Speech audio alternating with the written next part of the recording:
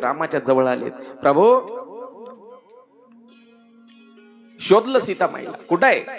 लंकेमध्ये, अशोक वाटिकामध्ये रावणाच्या ताब्यात आहे. ठीक आहे, कशावरून भेटली?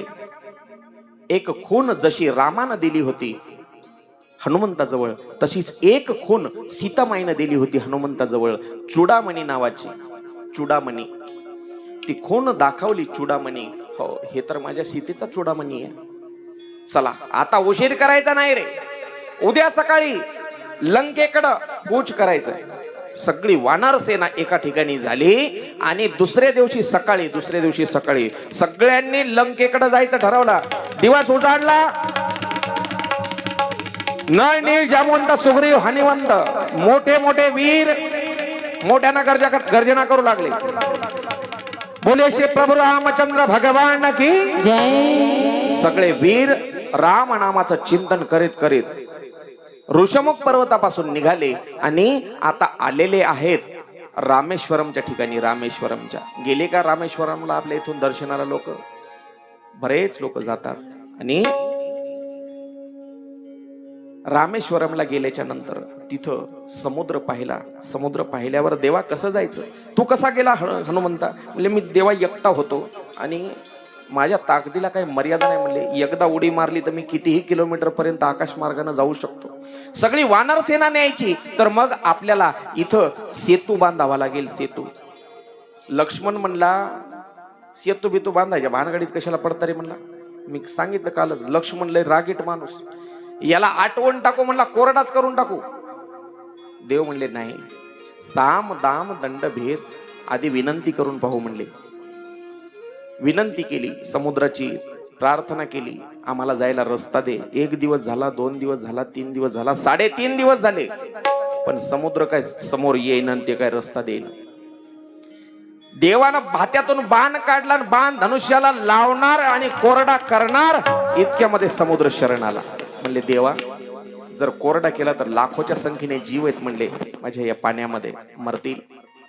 एक काम करणं सोपं, सेतू बांधा. सेतू, त्याला आपण पूल म्हणतो. पूल. देवानं बांधलेल्या पुलाला सेतू म्हणता येणार नाही, कारण त्याचं नाव राम सेतू आहे. पुल बांधतात आजकाल वड्यावर, नदीवर, नाल्यावर, 4 वर्षात वाहून जातात, पण हजारो वर्षापासून आजही त्या सेतूच्या खुणा तिथं आहेत. त्याला पूल म्हणता येईल का? सेतू आहे तो, सेतू. मागच्या काही सरकार मधल्या मूर्ख लोकांनी सांगितलं, हो ते सेतू काढा म्हणले फोडून आणि तिथून जहाजाला जायला रस्ता करायचा आपल्याला. माग असे दलिंदर लोक काही राजकारणी होऊन गेले. म्हणले रामच नाही, म्हणले काल्पनिक आहे. सुप्रीम कोर्टात त्या लोकांनी सांगितलं होतं राम खरा नाही, राम काल्पनिक आहे. आज बसलेत भीक मागत आणि यात्रा काढत. चला, मला राजकारणाविषयी बोलायचं नाहीये, मला त्या गोष्टीची चीड आहे. आजही ते राम सेतूच्या खुणा तिथं आहेत. देवांनी ठरवलं ठीक आहे राम सेतू बांधूया. तिकडं लंकेमध्ये काय झालं, बिभीषणाचं आणि रावणाचं भांडण झालं. बिभीषणाचं म्हणणं होतं दादा दुसऱ्याची स्त्री आणणं योग्य नाही, बळजबरी नाही करायची, नेऊन दे. आणि रामाला शरण जा, पाय धर, माफ करेल. अरे माझा भाऊ असून त्याच्या बाजूने बोलतोस, 1 लाथ मारली. बिभीषण तिथून निघाला, सहन झालं नाही अपमान, आणि थेट रामप्रभूकडे आला. रामप्रभूकडं देवाची भेट झाली. देवा, लक्ष्मण म्हणला दादा याच्यावर भरोसा करू नका, दुश्मनाचा भाऊ आहे. म्हणले भाऊ जरी दुश्मनाचा असेल तर माझा भक्त आहे. नळ आणि नीळ 2 असे देवाच्या सेनेमध्ये 2 असे वीर होते. आपण त्यांना इंजिनियर म्हणू. त्यांच्या हातानं दगड तरायचे. सगळी वानर सेना सोबत घेतली आणि आता सेतू बांधायचं काम सुरू केलं. मोठमोठे वीर, मोठे मोठे डोंगर, शिळा उचलून आणू लागले आणि नळ नीळ त्याच्यावर अशी मार्किंग सही करायला लागले. राम नाव लिहायला लागले, राम, आणि टाकायला लागले त्या सेतूवर. पाहता पाहता सेतू तयार होऊ लागला. 1 किलोमीटर, 2 किलोमीटर. राम म्हणले इतक्या फास्ट काम व्हायले, म्हणले आपण तरी जाऊन पाहू नेमकं कसं व्हायले, कच्चं व्हायले का पक्क व्हायले, सिमेंट गजाळी तपासून घेऊ. रामप्रभू आले, पाहिलं नळ नीळ हातामध्ये असे खडू घेऊन उभे आणि मोठमोठे दगड, शिळा, डोंगर वानर आणायले तर त्यांच्या हातात द्यायले. ते पाहायलेत राम, लिहायलेत राम आणि टाकायले.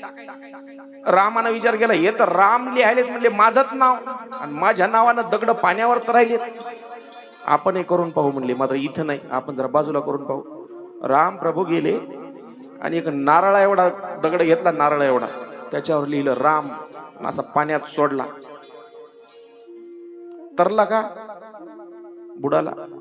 नंतर नारळाहून जरासा लहान घेऊ म्हणले, जरा मोठा झालाय, आंब्या एवढा घेतला असेल म्हणा, सफरचंदा एवढा, आणि त्याच्यावर राम नाम लिहिलं. राम आपलीच सही आहे म्हणले.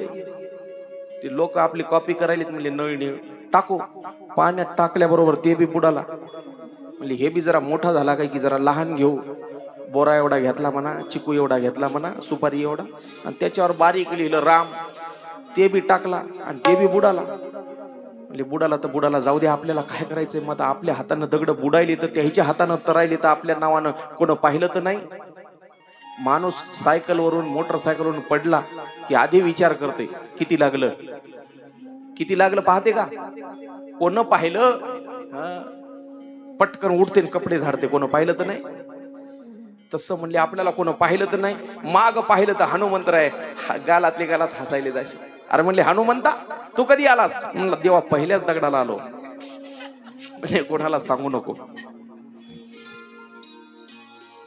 एक खार आली, खार. खार माहित आहे काय म्हणतात तुमच्याकडे? गिलोरी. हा, ती आली. म्हणली देवा मला तुमच्या कामात सहभागी करून द्या. अगं म्हणली मरशील एखाद्या पायाखाली जाऊन वानर वीराच्या होय बाजूला. म्हणली देवा मदत करायची, बघ म्हणले तुझ्या हिशोबानं काय तुला जमते. काही नाही, मातीत लोळायची आणि त्या सेतूवर जाऊन अंग झाडायची, इतकी इतकीच माती पडायची. पण देवानं तिला सुद्धा कामामध्ये राम कार्यामध्ये सहभागी करून घेतलं. देवाच्या हाताच्या खुणा आजही तिच्या पाठीवर आहे. जगामध्ये दुसरीकडे कुठेही पहा, तुम्ही म्हणाल हे खोटं आहे, जगात कुठेही पहा गिलोरीच्या अंगावर पाठीवर त्या खुणा नाहीत ज्या भारतामधल्या गिलोरीच्या अंगावर सापडतात. भारतामध्येच का? कारण ती राम कार्यामध्ये सहभागी झाली होती. सेतू तयार झाला, किती वाजले? बर चला, सेतू तयार झाला आणि सगळी वानर सेना एका मिनिटामध्ये त्या लंकेच्या काठावर पोहोचली. लंकेच्या म्हणले करा युद्धाला सुरुवात. म्हणले अशीच नाही करायची, एकदम सुरुवात. महाराज काय करायचं? अगोदर साम दाम दंड भेद सगळे मार्ग वापरायचे. त्यांना प्रेमानं समजावून सांगू म्हणले. म्हणले देवा कितीदा सांगायचे. हनुमंत तर गेलता, त्याला जाळून त्याची शेपटी पाठवला म्हणले वापस. म्हणले एकदा पुन्हा पाठवू. कोणाला पाठवायचं? सगळेजण म्हणले ज्यानं जाळली राख केली म्हणले ती सोन्याची लंका. 7 कोटी घर, 7 कोटी घर सोन्याची होती. तांब्या पितळीची तर किती होती. हनुमंताला धाडा म्हणले. सगळे म्हणले हनुमंताला धाडा. पण एक जामवंत म्हातारा ते म्हणला हनुमंताला नका धाडू. म्हणलं या म्हाताऱ्याला तर काही सुचत आहे. सगळे म्हणले या म्हाताऱ्याला काय म्हणले, हे आपण काही एक म्हणलं की हे वेगळंच काहीतरी म्हणते.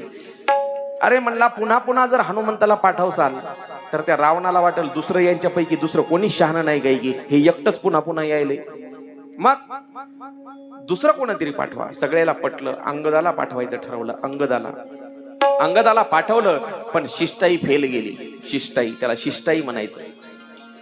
बऱ्याच शिष्टाया फेल गेल्या. महाभारतामध्ये देवानं मध्यस्थी केली. देवानं स्वतः भगवान श्रीकृष्णानं शिष्टाई करण्याचा प्रयत्न केला, युद्ध टाळण्याचा प्रयत्न केला.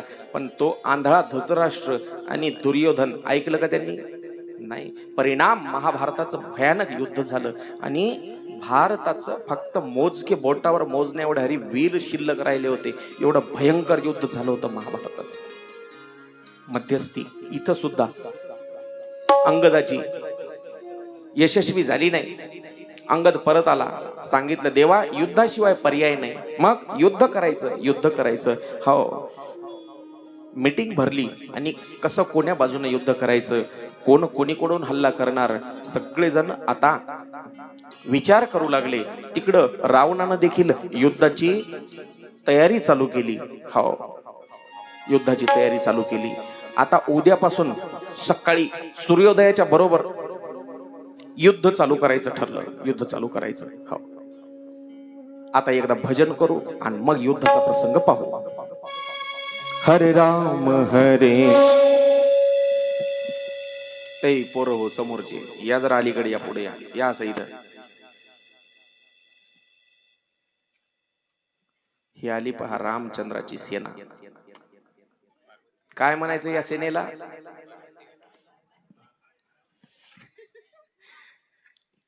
जय जयकार केला की मोठ्यानं जय म्हणायचा. हा शाबाश. मी म्हणलं रामचंद्र भगवान की, दशानन रावण महाराज की. अरे युद्ध काय हरवता काय रे? दोन्ही बी रावणाची सेना वेगळी इकडची करू एक. तुम्ही रामाचा आहे जय जयकार, रावणाचा बी.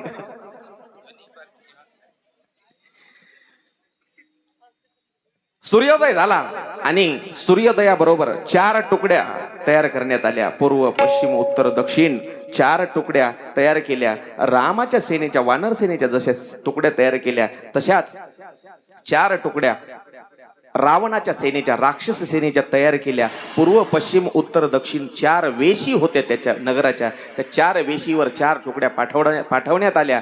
हो, सूर्योदय झाला. सकाळची वेळ.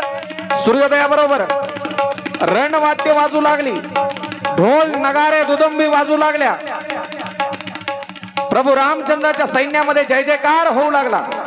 बोले प्रभू रामचंद्र भगवान की. तिकडे रावणाच्या सैन्यामध्ये देखील मोठमोठे वीर, राक्षसांमध्ये देखील वीर होते बरं का, मोठमोठे वीर होते. त्यावेळेला रावणाच्या सैन्याने देखील मोठ्याने जय जयकार केला. दशानन रावण की. शाबाश. आपल्याला काय अर्ध्या घंट्यामध्ये संपवायचं युद्ध. हो, हनुमान की. तिकडचं सैन्य म्हणायला लागला कुंभकर्ण महाराज की, इकडं सुग्रीव महाराज की, तिकडे इंद्रजित महाराज की, लक्ष्मण महाराज की. हे म्हणायला लागले मेघनाथ महाराज की. वीर दोन्हीकडे होते. सांगण्याचं तात्पर्य हे दोन्हीकडे वीर होते. पहिल्या दिवशीचं युद्ध सुरू झालं. एका दिवसामध्ये रावणाची अर्धी सेना आणि रामाची देखील अर्धी सेना परास्त झाली. सूर्यास्त झाला आणि पहिल्या दिवशीचं युद्ध संपलं. एका दिवसामध्ये रावणाची अर्धी सेना संपली होती. अर्धी सेना. रावण चिंतातूर झाला. म्हणले अरे लय ताकदवर आहे की रे हे वनवासी. मग इंद्रजित आणि रावण. इंद्रजित कोण आहे? रावणाचा मुलगा आहे. इंद्रावर विजय मिळवला म्हणून त्याचं नाव इंद्रजित. त्यांचा संवाद आहे का? इंद्रजित काय करायचं? जर असाच युद्ध अजून 1 दिवस 2 दिवस जर चाललं तर आपली सगळी सेना संपून जाईल. त्यावेळेला इंद्रजितानं प्रतिज्ञा केली, दोघांपैकी एकाला तरी उद्या संपवल्याशिवाय सोडणार नाही बाबा. दोघांपैकी राम नाही तर लक्ष्मण. दुसऱ्या दिवशी सूर्योदय झाला आणि सूर्योदयाबरोबर पुन्हा युद्ध सुरू झालं. रामचंद्र भगवान की. आक्रमण. सावधान रखना, आज तुझे मुझसे कोई नहीं बचा सकता. कहाँ हो हनुमान? आ रहा हूं इंद्रजीत. सावधान. घनघोर युद्ध चालू आहे. सगळी वानर सेना परेशान झाली. बरेचसे वानरवीर मारले गेले. राम प्रभूंनी लक्ष्मणाला आदेश दिला, लक्ष्मणा जरा त्या इंद्रजिताकडे बघ. त्यावेळेला लक्ष्मण भैया आणि इंद्रजित यांचं युद्ध सुरू झालं. दोघंही वीर आहेत. दोघांनी एकमेकावर वेगवेगळ्या प्रकारच्या शस्त्र आणि अस्त्रांचा प्रयोग केला. त्यावेळेला इंद्रजितानं वीर घातिनी नावाची शक्ती काढली आणि ती शक्ती लक्ष्मणावर सोडली. त्याचबरोबर त्या शक्तीमुळं लक्ष्मणाला मूर्छा आली. बेशुद्ध पडलेले आहेत लक्ष्मण भैया. हो, बेशुद्ध पडले. लक्ष्मणाला शक्ती लागली आणि मूर्छा येऊन खाली पडलाय लक्ष्मण भैया. त्यावेळेला सूर्यास्त झाला आणि युद्ध थांबलं. सूर्यास्त झाला की युद्ध थांबलं. युद्ध थांबलं आणि सगळेजण वीर रामप्रभूच्या जवळ आले. पण लक्ष्मण दिसना. माझा भाऊ लक्ष्मण कुठे? शोधाशोध केली तर युद्धाच्या ठिकाणी एका जागी लक्ष्मण बेशुद्ध अवस्थेत पडलेला पाहिला. रामप्रभू रडतायत.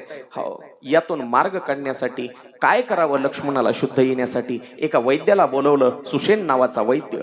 एक वल्ली त्या द्रोणागिरी पर्वतावर मिळते, ती वल्ली आणावी लागेल. ती औषधी जडी बुटी आणावी लागेल. ती संजीवनी नावाची बुटी आणावी लागेल. कोण जाणार? हनुमंताशिवाय दुसरं कोणी नाही. हनुमंत. पहा, जो जगाचं काम करतो त्याला राम म्हणतात, आणि जो रामाचं काम करतो त्याला हनुमान म्हणतात. देवाची सुद्धा मदत करायला आपण, आपल्यावर संकट येऊ द्या, आपण कोणाचं स्मरण करतो? रामाचं. आणि रामावर संकट आल्यावर तो हनुमानाची मदत घेतो. इतका हनुमान कामाचा आहे. चला, हनुमंतानं सांगितलं. हो, त्या सुषेण वैद्यानं सांगितलं, संजीवनी आणायला निघालास हनुमंता? म्हणले हो. एक लक्षात ठेव, गोष्ट लक्षात ठेव, ऐका व्यवस्थित, ऐका नीट नीट ऐका. सूर्योदयाच्या आधी आणावी लागेल ती संजीवनी बुटी. ती म्हणला सूर्यालाच उगवू देत नाही म्हणला मी येऊस्तोवर. काय म्हणणं? इतकी ताकद त्याच्यामध्ये. सूर्याला उगवू द्यायचं का नाही मी ठरवतो म्हणला. गिळलं होतं त्याला लहानपणीच एकदा. हो, ती संजीवनी बुटी आणली आणि लक्ष्मण पुन्हा त्या मूर्छेतून बाहेर आला. दुसऱ्या दिवशी पुन्हा, हो, दुसऱ्या दिवशी पुन्हा युद्धाला सुरुवात झाली. काय झालं? भरपूर मोठमोठे प्रसंग आहेत, खूप मोठे प्रसंग आहेत, पण तेवढा वेळ नाही आपल्याकडे सांगण्यासाठी. येताना भरताची भेट झालेली आहे हनुमंताची एकदा. नंतर आणलेलं आहे ती संजीवनी बुटी, लक्ष्मणाला पुन्हा जिवंत केलेलं आहे. हो, आता ऐका. पुन्हा सूर्योदय झाला आणि दुसऱ्या दिवशी युद्धाला सुरुवात झाली. रामप्रभूंनी लक्ष्मणाला सांगितलं, आज दिवस तुझा आहे, सोडू नको त्या इंद्रजिताला. घनघोर युद्ध झालं. इंद्रजित सावधान.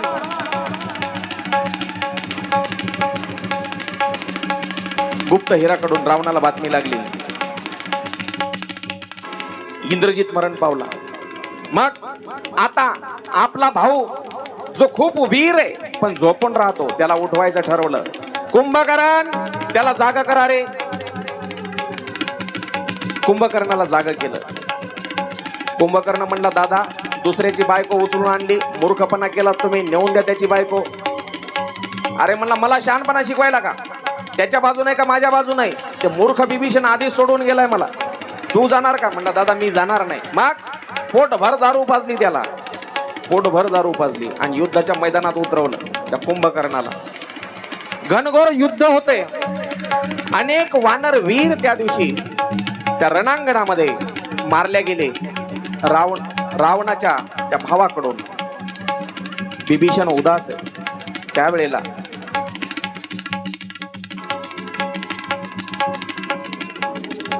युद्धाला प्रारंभ झालेला आहे. रामप्रभूंनी 2 बाणामध्ये त्या कुंभकर्णाचे 2 हात तोडले. एका बाणानं शिर उडवलं. जयघोष झाला. बोले प्रभू रामचंद्र भगवान की. अतिकाय, अकंपन, दुर्मुख, दुर्वचन असे अनेक राक्षस वीर जे होते ते मारले गेले. सेनापती मारला गेलेला आहे. आता इंद्रजित देखील मारला गेलेला होता. इंद्रजिताने यज्ञ करायचं ठरवलं होतं. इंद्रजित अजून जिवंत आहे. यज्ञ केला गुप्त हिरा मार्फत. त्या यज्ञाचा विध्वंस केला. लक्ष्मण, नळ, नील, जामवंत सगळेजण. आता शेवटचा दिवस आहे. शेवटचा दिवस लक्षपूर्वक आहे का? घनघोर युद्ध लागलं. रावण आणि रामप्रभू यांचं. अरे वय बनमासी, मरायची वेळ आली, मरायची, पण राम म्हणत नाही. असे रावण आजही आहेत, मरतील पण राम म्हणत नाही. रावण आज असे प्रत्येक गावात आहेत अजूनही. ए वनवासी, मंदोदरीनं अडवलं होतं, मालक जाऊ नका, पण रावण ऐकला नाही. बायकोनं सांगितलेलं ऐकलं नव्हतं त्यानं. पण आज त्याचा शेवट, त्याचा काळ त्या ठिकाणी त्यांना बोलवलं होतं. घनघोर युद्ध. 10 वेळेला मुंडका उडवलं तरी रावण मरत नाही. 10 वेळेला. बिभीषणाला विचारलं काय करायचं बिभीषणा. बिभीषणानं सांगितलं, मालक त्याच्या पोटामध्ये, बेंबीमध्ये बाण मारा, बेंबीमध्ये. भगवंताचं स्मरण करून राजा दशरथाचं स्मरण केलं, वशिष्ठ ऋषी, गुरुदेव, विश्वामित्र सर्वांचं स्मरण केलं आणि रामप्रभूंनी धनुष्याला बाण लावला आणि तो बाण रावणाच्या पोटामध्ये नाभीजवळ मारला आणि एका बाणामध्ये रावण, नारळ तयार आहे का? तो बाण रावणाच्या दिशेनं सोडला. तयार आहे? एकही सेकंद मागा पुढे नाही झालं पाहिजे. हा, असा मारायचा. तो बाण सू करत रावणाच्या नाभीमध्ये घुसला आणि एका क्षणात रावण धाराधरती खाली पडला. बोलिए प्रभू रामचंद्र भगवान की. रावण धारातीर्थी पडला आणि त्या रावणाला देखील रामप्रभूंनी मुक्ती दिली बर का. रावणाला देखील दुश्मन आहे, बायको पळवून नेली, त्यानं चोरून नेली, तरी देखील शत्रूला देखील जो मुक्ती देतो त्याला राम म्हणतात. शत्रूला देखील. एका दिवशी अशीच बैठक बसली होती.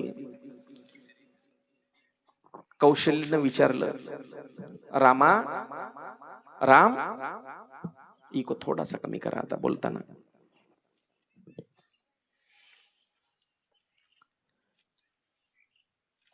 कौशल्यमाईने विचारलं होतं रामाला, राम, तूने रावण को मारा? काय म्हणते कौशल्य, काय विचारलं होतं? राम, तूने रावण को मारा? मैंने सुना है कि तूने रावण को मारा. म्हणला, आई, रावणाला मी नाही मारलं. राम काय म्हणतोय ऐका. उत्तर काय कौशल्यला देतोय. कौशल्यला, राम को मैंने नहीं मारा, राम को मैंने मारा. कळालं? राम को मैंने नहीं मारा, राम को मैंने मारा. मै म्हणजे रावणाला जो अभिमान होता, अहंकार होता, त्या अहंकारानंच रावणाला स्वतःला मारलं. कारण लय जणांना सांगितलं, स्वतःच्या बायकोनं सांगितलं, दुसऱ्याची पत्नी स्त्री चोरून आणणं योग्य नाही, परत नेऊन दे रामाला, पाया पड त्याच्या, लय दयाळू आहे, लय कृपाळू आहे, कनवाळू आहे, माफ करून टाकेल. पण रावणानं ऐकलं नाही. बिभीषणानं सांगितलं, सगळ्यांनी सांगितलं, पण रावणाला अहंकार होता. मी त्याच्या पाया पडू का? त्या वनवासाच्या अहंकारामुळं रावण मेला. अहंकारामुळं. चला, रावणाची सगळी उत्तर क्रिया म्हणजे अंत्यविधी सगळा केलेला आहे, बिभीषणाला करायला लावला. आणि लक्ष्मण भैयाला सांगितलं, आता तू अभिषेक कर, राज्याभिषेक कर. कोणाला? स्वतः राज्य घेतलं का? आता रावणाला तर मारलं होतं, मग स्वतःच राजा बनाव की? पण नाही, त्या राज्यावर, त्या गादीवर बिभीषणाचा अधिकार. बिभीषणाला गादीवर बसवलं आणि पैल आला राम राणा, लंका दिली बिभीषणा. बिभीषणाला गादीवर बसवलं. सगळे बरेचसे वानर वीर आता विमानामध्ये घेतले. ते विमान जे कुबेराचं रावणानं पळवलेलं होतं, ते विमान घेऊन आता देव निघालेले. कुठं? अयोध्येच्या दिशेनं. अयोध्येच्या दिशेनं सगळे वीर सोबत घेतले आणि हनुमंताला सांगितलं, हनुमंता, आज 14वा वर्ष संपायले, शेवटचा दिवस आहे आणि मी भरताला शब्द दिलेला आहे माझ्या भावाला, मी 14 वर्ष संपता क्षणी त्याच दिवशी मी अयोध्येत परत येईल. आणि माझ्या भावानं शपथ घेतलेली आहे, दादा, तू जर नाही आला तर हा भरत अग्नीमध्ये उडी घेईन, जीव देईन. हनुमंता, तू एक काम कर, मी विमान घेऊन मागून येतो, तू पुढे जाय. म्हणजे विमानापेक्षाही जास्त वेग त्या हनुमंताचा. हो, हनुमंत निघालेले आहेत, भरताजवळ आले. हो दादा यायलेत, घाबरू नको. भरत चिता पेटवून तयार होता. चिता पेटवली होती त्यानं. आज जर दादा नाही आला, 5 मिनिटात उडी घेणार मी. हनुमंत पोहोचले आणि सांगितलं, भरता यायलेत दादा, चला. शृंगवेरपूर मध्येच होता 14 वर्ष भरत त्या पादुकांची सेवा करत. अयोध्येमध्ये भरत आणि हनुमंत पोहोचले. आता विमानात बसून देव सोबत घेऊन अनेक वीर, रथी, महारथी, वानर सैन्यातले त्यांना सोबत घेऊन देव निघालेले आहेत. वाटेमध्ये त्याला पाहिलं ज्यानं आपल्याला ती नदी पार करायला मदत केली होती. कोण? केवट. विमान खाली घ्या रे म्हणले, खाली घ्या. खाली घेतल्यावर त्या केवटानं हात जोडले, देवा, जाताना तुमच्याकडे तिकटाचे पैसे नव्हते, आता विमानात बसून आता माझ्या गरीबाची मदत लागणार नाही तुम्हाला. माझ्या नावेची गरज नाही. म्हणले तसं नाही रे, नावेची गरज जरी नसली तर तुझी आहे, चल बस विमानात. हा देव त्याला म्हणायचं महाराज. संकटात देवाच्या प्रत्येक गोष्टीतून शिकायचंय. ज्यांनी आपल्याला अडचणीच्या काळात मदत केली त्याला विसरून नाही जमणार. माणसाची परिस्थिती तशी नाही. ज्यानं आपल्याला मदत केली, माणसं लगेच बेईमान होतात लगेच, पण देव नाही होत. आपण म्हणतो ना, ज्याचं खावं मीठ त्याचं, आता तसं राहील नाही, ज्याचं खावं मीठ त्यालाच करावं नीट, असं झालंय आजकाल. देवानं त्या केवटाला, त्याच्या बायकोला, लेकरा बाळायला सगळ्याला विमानात घेतलं ना. अयोध्येमध्ये देव आले, अयोध्येमध्ये देव आले. सगळ्यात आधी आल्या आल्या अयोध्येच्या मातीचं दर्शन घेतलं. अयोध्येच्या मातीचं म्हणजे त्या जन्मभूमीचं, गावाचं, नगराचं दर्शन घेतलं. का? कारण वर्णन केलेलं आहे साधू संतांनी, शास्त्रकारांनी, सुभाषितकारांनी. जननी जन्मभूमीच्या स्वर्गादपि गरीयसी. जननी आणि जन्मभूमी ह्या दोन गोष्टी स्वर्गापेक्षाही श्रेष्ठ आहेत, स्वर्गापेक्षाही. म्हणून पहिलं दर्शन अयोध्येच्या मातीचं, दुसरं दर्शन कैकेयीचं घेतलं, नंतर मग कौशल्येचं घेतलं. कारण जातानाच सांगितलं होतं, जननी तू जननी भाई, मला जरी जन्म, या रामाला जरी जन्म कौशल्येने दिला असला तरी जगाला रामायण आई तुझ्यापासून मिळणार, म्हणून तू खरी आई रामायणाची. म्हणून कैकेयीचं दर्शन, कौशल्येचं दर्शन. वशिष्ठ ऋषींना प्रणाम. सगळ्या अयोध्येतल्या लोकाला असं साधू संतांनी वर्णन केलेलं आहे. जितके अयोध्येतले लोक होते तितक्याच लोकांना, इथली अगरबत्ती बंद करा बरं, तितक्याच लोकांना प्रत्यक्ष जाऊन राम भेटले. प्रत्येकाला वाटलं राम मला स्वतः येऊन भेटावं. देवानं सगळ्यांची इच्छा पूर्ण केली, सगळ्यांची. सगळ्या अयोध्येमध्ये आनंदी आनंद झाला. आनंदी आनंद. कसा आनंद झाला? हो, गोड वर्णन केलेले. दिवाळीचा दिवस पहा. दसरा जो असतो, कधी असतो? नवरात्र झाले की नवरात्राचा 10वा दिवस म्हणजे महाराज विजयादशमी त्याला म्हणतो आपण.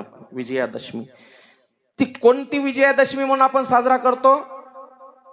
प्रकाशानं अंधारावर मिळवलेला विजय, न्यायानं अन्यायावर मिळवलेला विजय, म्हणजेच राम प्रभूनं रावणाला मारून मिळवलेला विजय म्हणजे ती विजयादशमी. आणि तिथून पुढे येते 20 दिवसानंतर ती म्हणजे दिवाळी. राम प्रभू अयोध्येमध्ये आले तेव्हा लोकांनी तिथं दिवाळी साजरी केली होती. तीच दिवाळी आजपर्यंत आपण साजरी करतो, आजपर्यंत. हो, आपल्याला देखील आता जसा अयोध्येतल्या लोकांना आनंद झाला होता, एकदा टाळी वाजवून तोच आनंद व्यक्त करायचा आहे. हो. सजा दो घर को गुलशन सा, सजा दो घर को गुलशन सा, अवध में राम आए हैं, सजा दो घर को गुलशन